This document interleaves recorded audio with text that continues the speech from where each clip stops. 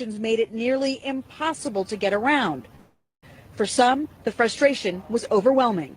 New Jersey Transit is the absolute worst. I'm not going to get to my game now because they are incompetent. Incompetent. They tell track G, track E, track E, and then I get on track H, and they say, no, this train's not long. Their announcement is wrong. He was clearly irate about possibly missing the Mets opening day game. Others worried about missing work.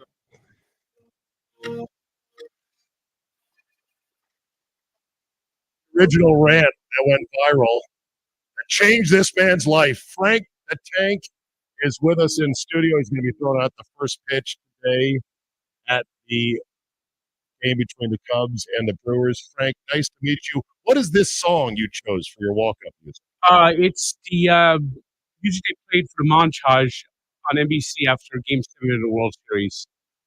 And I hear it, and I picture the 86 World Series, and when I look at what the Mets have become, it's tragedy. It's the New York Mets are not going to have a winning season for at least the next 2 decades. It is a disaster. Oh my God! The owner doesn't like me, and it is it's a toxic situation. I mean, anyway, it's just good to have you here. I got a lot of questions. Say hi to Brian Butch, my co-host. Hey, Frank. Hey, how's it going? Big Cat, by the way. Good. You tell Big Cat, big Wisconsin alum, he's welcome here anytime as well. Roll on that. That'll be great. I'll make sure I take care of him nice and well. All right. Yeah. I don't know. I don't know what Big Cat would do with that big old Packer logo here. Oh no, that's point. Yeah. that is a problem. So Frank, the last time you had real optimism about your Mets was when? 2022. There were moments where I had optimism. They had a 10-game lead on June 1st. And then the Braves went on a 16-game winning streak playing sub-major league teams. And the Mets just couldn't keep up. I mean, the Mets won 101 games, but lost the division because they choked the last week of the season. If they would have won one game in Atlanta, they would have won the division.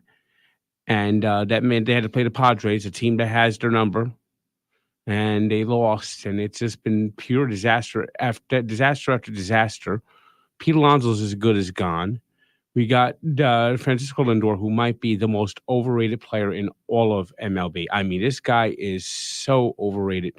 I mean, he had 30-30 last year. 15 of those 30 home runs came in August and September when they were eliminated. Every year he gets off to the slowest starts, and then when the pressure's off and no one's even paying attention anymore, all of a sudden he'll go on a nice little hitting streak and end up batting 240 and say, "Look, I had a great year." No, you didn't have a great year. Right now he's batting 210. He's gotten a couple of hits lately, so I got him over 210. Last week he was batting 190. That's unacceptable. And then the Mets. here's how embarrassing the Mets are. They have actually taken batting average off the scoreboard and put the OPS on there.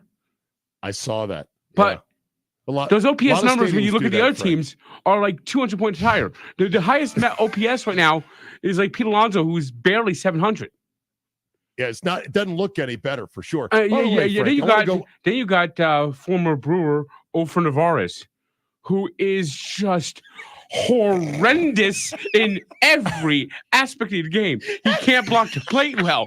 He had a wild pitch yesterday that literally hit off his shoe and rolled away, and he just looked at it, and the runner scored. I mean, he can't throw me out. Daniel Vogelback can steal a base off of him. This guy's throws to second base, end up in center field 90% of the time. Then he actually got a walk-off hit Sunday. I mean the blind squirrel finding an acorn, but prior to that, he literally is 0 for Narvaez. He was 0 for 24 at home. His Narvaez, not Omar Narvaez. His batting average, his OPS is 281. His OPS is 281.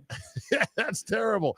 By the way, before we get into the misery and this thing from yesterday, I had kind of forgotten, Frank, how glorious it was back in June of 2022 at the peak of the Edwin Diaz era. Tell me this was not fun as hell when he would come out of the pen. Well, it was. What? Electric Factory. Then the damn World Baseball Classic happened. Yes. All good things must come to an end. And now mean, he's got a shoulder impingement. Who knows if he'll ever be the same again. Supposedly he can't push off his knee, and that's the big issue. And here's how the Mets screwed it up. So they brought amazing. Timmy Trumpet. This is when he was in the stands. Here he is in the stands, ready to knock it out. But Frank, you're saying this was the problem. This was the problem, Frank, right? It's put a curse on the Mets. You think so? Timmy Yes. Trumpet curse. Do you know who called it? You know who said this was a curse? And it's gonna and Jerry Seinfeld. Oh. He put a tweet out saying that this is going to end up being bad for the Mets, and he nailed it. And I didn't tweet it myself, but I was thinking the same thing when Jerry Seinfeld said it. Well, Seinfeld is kind of one of your top celebrity fans. Right? Yes, I'd love to go for a walk with him. I'm doing the Frank Walks plus the 30 ballpark tour, and that's what brings me to Milwaukee. Jack and Izzy have invited me out here today. I'm going to be throwing out the first pitch before the Brewers Cubs game at American Family Field. I wish it was still Miller. It's still Miller Park to me. I mean, that was the perfect name for a team called the Brewers. Miller Park, the keg. I mean, that was just the perfect name. It was just chef kiss. I mean, it was great. I mean, that was a chef kiss name for that. Hot dog today? I'm going to get a hot dog. That's part of the Dirty Ballpark tour. I review everything in the stadium. I review the stadium, review the atmosphere. I saw that coming in that the stadium roof's open today, so I like that. I like that. I like that the roof's going to be open, and I'm looking forward to the game. So if you have time, come out and watch it. Yeah, Frank's Instagram is at NJTank. And of course, you can catch all this stuff on Barstool. You're doing 30 ballparks. Yeah, and the Brewers have treated me exceptionally, unlike the Mets, who basically wish I'd go away. Gary Cohen, not Gary Cohen. Steve Cohen wants you dead. Yes, he does. You're not going to be dead anytime soon because you look great because you've lost a lot of weight doing all these walks. Well, thanks. Talk to me about how much weight you've lost. Well, I've lost 50 pounds since August. There you go. I mean, well done. Although the Mets don't help, yes, I watch the Mets. It's just like I want to grab like a bag of potato chips, and I get it. I get it. I mean, we got this guy yesterday, Jorge Lopez. Yes. He's been awful, and then he's saying that he's on the worst team in MLB. You're the one of the worst players on the worst team. Yeah, right. Look in the mirror, pal. Okay, so he gets ejected from the game last night. Throws his glove into the stands, and then after the game said this. Here's that with the call as he's doing it, too. Well, what has been a bad day all the way around has just gotten worse. Whoa. And Lopez responds by tossing his glove up over the netting and into the crowd. I don't regret it. I think I've been looking the worst team probably in the whole MLB. So, whatever happened, so... Do you know what's funny is? The reporter actually asked him, "Did you actually mean that you're on the worst team?" He says, "Yes, I meant it." Wow. Why is this? I mean, the Mets have no choice but to release him, and he's probably going to end up on the Braves. And you know what's going to happen? He's going to end up having a tremendous second half and win a World Series ring. That's what happens to the Mets. The Mets, you go to the Mets, and it's like that uniform is kryptonite, and then you leave the Mets, and it's like, I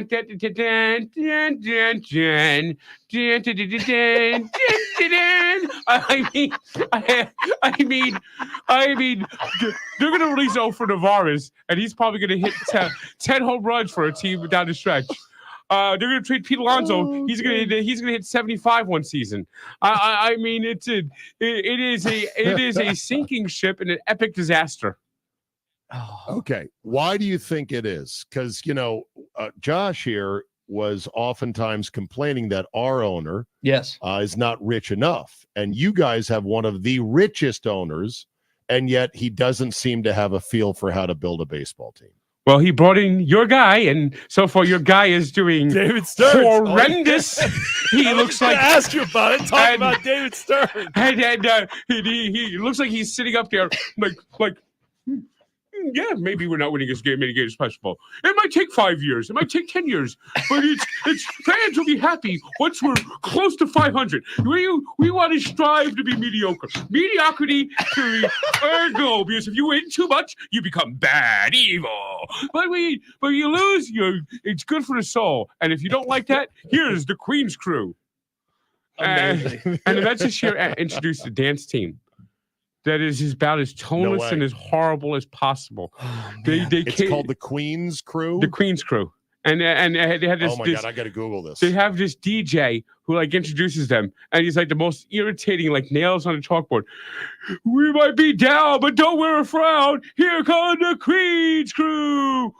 And then then they have these letters that say LGM that they're holding up. Let's go Mets. Yeah. Except for one thing. I'm looking. They're like the G and the M are fine. You're holding up a giant L as the team's down by 3 runs. Not good. Not good. That's not good there. Yeah. Don't do that. Oh my God! Look at this. Yeah. No. And they are it literally is like they pick just people off a subway platform to dance for $10. Yeah, no, it's not really like a spectacular looking dance team. It looks like, some community college dancers that just do their thing. Yeah, those community college dancers are better than these guys. Okay. This is more like panhandlers out there. Yesterday, Frank, was the eighth anniversary of the Terry Collins "Our Asses Are in the Jackpot" soundbite from that Mets game 8 years ago. That was one of the great sound bites of all time. That was fun times, wasn't it? Yeah, and then it fell apart shortly after that. 2017, everyone got injured. And 2017, what was there? There was something called the World Baseball Classic that year.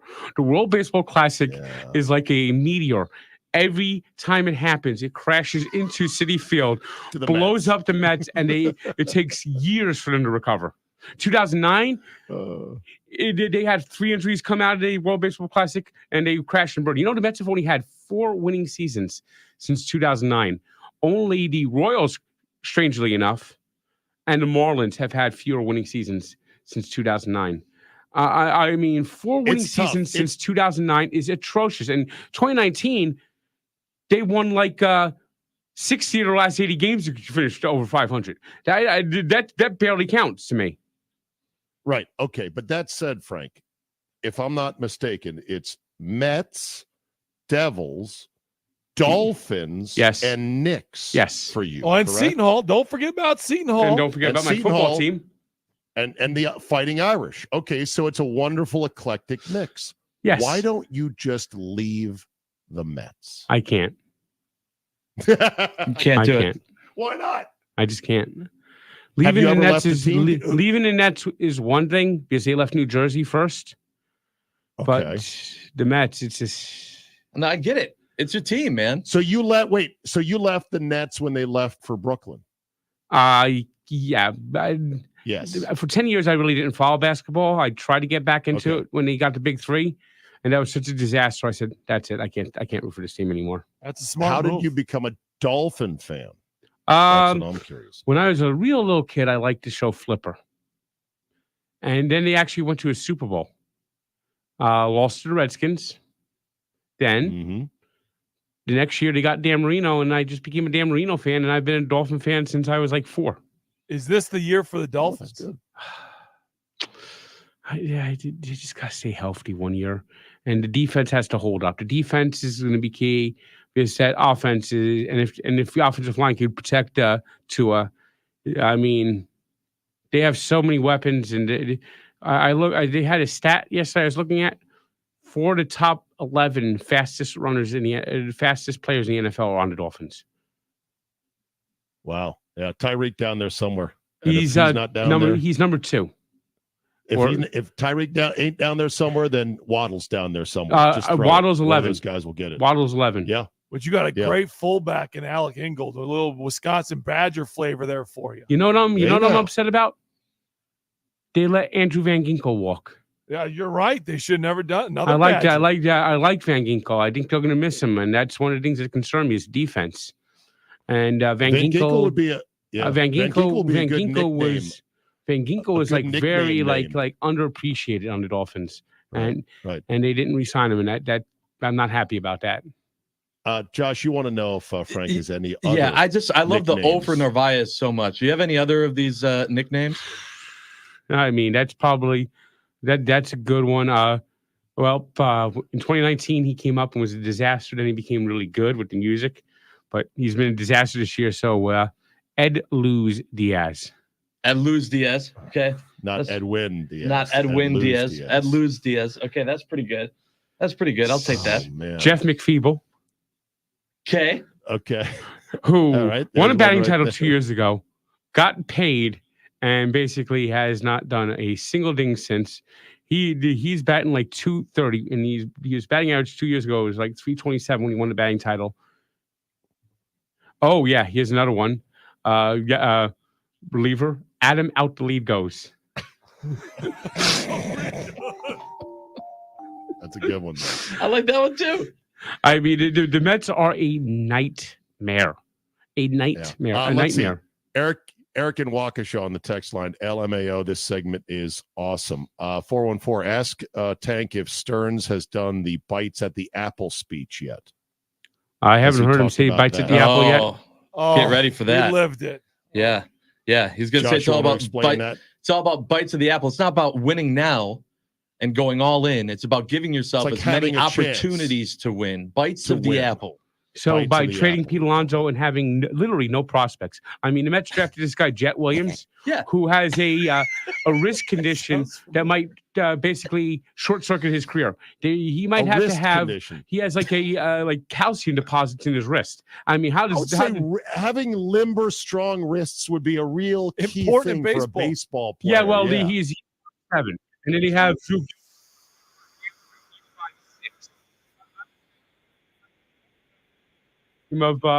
of like hobbits.